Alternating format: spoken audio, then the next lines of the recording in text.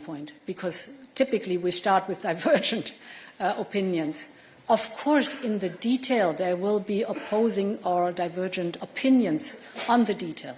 But, I mean, okay, that's the daily life we have to work on. But the pressure of the knowledge, how high the urgency is, and that we have a good plan, and that there's now the political will, in my view, really help us to move forward quickly and united on that one. The Polish presidency is now very much on it, and afterwards we have the Danish presidency, so it's really a time to speed up. Thank you. And we move again here to the lady. Yes, please. Bonjour, Léa Marchal de l'Agence Europe. À quel point doit-on s'attendre à des textes de législation dans les prochains mois, à commencer par le Clean Industrial Deal, et ensuite je vois aussi le Decarbonization Accelerator Act, qui me fait beaucoup penser au Net Zero Industry Act. Donc, qu'est-ce que vous pouvez faire de différent dans tous ces textes, et y compris tous les autres actes qui sont mentionnés dans la boussole pour la compétitivité dans les prochains mois? Je l'ai dit, il y avait un changement d'abord d'état d'esprit, il y a un changement également de méthode, puisque je vois bien derrière votre question si ce sont aussi des textes législatifs qui recréent de la norme ou pas. J'ai mentionné dans mon intervention liminaire que nous allons les concevoir comme des business acts, et donc avec la volonté de pouvoir simplifier les procédures, d'organiser le soutien financier, d'organiser également l'écosystème économique avec les entreprises, et dans un souci de concertation, on va travailler dans un premier temps avec l'ensemble des secteurs, d'où le dialogue sur l'automobile, le dialogue avec l'industrie de l'acier, le dialogue également avec les biotech et les cleantech pour savoir exactement quelles sont les flexibilités technologiques qu'elles ont besoin pour pouvoir développer leurs nouvelles technologies, les ruptures de technologie qui sont nécessaires dans notre économie, et comment on les accompagne. Donc, il ne s'agit pas de réglementation, mais d'accompagnement de tous ces secteurs. Et donc, retenez en tout cas que ces business acts par secteur seront concertés avec les secteurs en question et porteront nos objectifs et notre modèle européen qu'on défend également. Donc, encore une fois, les objectifs sont maintenus, la méthode est co-construite, et elle doit normalement pousser la compétitivité, trouver des business cases dans tous les facteurs de production et des marges pour les entreprises dans ces nouveaux secteurs, notamment dans les nouvelles technologies que vous évoquiez. I want to emphasize that one. So the Net Zero Industry Act was very much focused on clean tech, and it was successful. So now we widen the scope after the clean transition dialogues we had with the different sectors. So it's a wider approach of something which we saw was successful. Thank you. And I'll take one online. So we have Edith Hancock from Wall Street Journal. Hi, thanks for taking this. I guess my question is for the Commission President as well.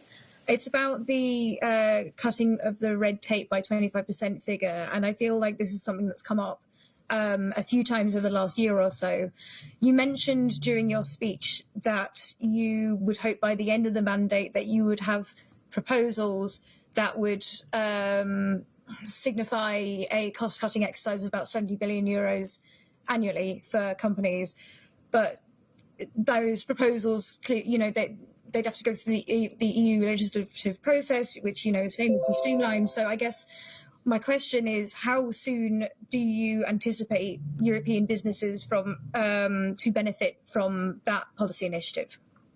Yes, of course, you know the rules of the game. The rules are that we propose something, but of course we accompany in Council and in Parliament the development of a law. And I spoke already about the European Council, very clear mindset on that one. The Council itself and the Parliament have understood that we need really to liberate the innovative power that our European economy has, and therefore to be more simple and to be faster and less complex. Therefore, I hope for the best, but we will also work intensively with Parliament and Council on keeping the high ambition that is in the Commission's proposal. Thank you. And we take a final one, because it's been already almost an hour. We'll take the lady here in the middle.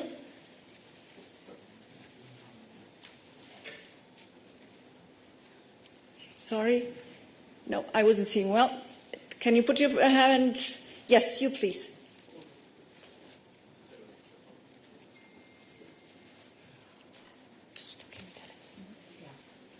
Hello, thank you. Leo Lichterwood for Context. I had a question regarding what you said about 1 in, 27 out. One of the examples that you mentioned for that was the 28th regime. That's an example of harmonization, but I think in the document you mentioned corporate law, insolvency, taxation policy, which are notoriously areas in which it's difficult to propose harmonization. So I'm wondering, how do you expect to propose that? Will it be a regulation? How will you manage to bypass or circumvent what the European Court of Justice said regarding the minimum wage directive? Sorry. And don't you think that there may be other areas of harmonization that may be easier to cut red tape and to do this 1 in, 27 out? It's a double approach. I must say we should not neglect the fact that we have to work intensively on the single market of 27 and reduce the barriers, or you can also call it harmonize stronger, because there are lots of harmonizing laws that have not been implemented by the member states, and therefore we have the barriers to the single market. Besides that, as you've touched upon, the proposal of the 28th regime, it will not be trivial. There are some laws mentioned as just exemplary. Of course, it's going to be wider. It will come towards the end of the year, and we will have to work in a way that we really see that we can move it forward. I know that, for example, taxation is unanimity, and others are qualified majority voting. But, you know, the need for everybody here in the European Union to see our successful startups to be able to scale up and therefore have an added value and really get the market access they deserve. This is in every member state the case, so it's in the interest also of all of us that we are successful with it. But ask me on that one again when it is on the table. Thank you. Thank you very much for your big interest and participation. And thank you, President von der Leyen, Executive Vice President Séjourné. And we are happy to continue with the technical briefing and our colleagues. Wish you a good afternoon.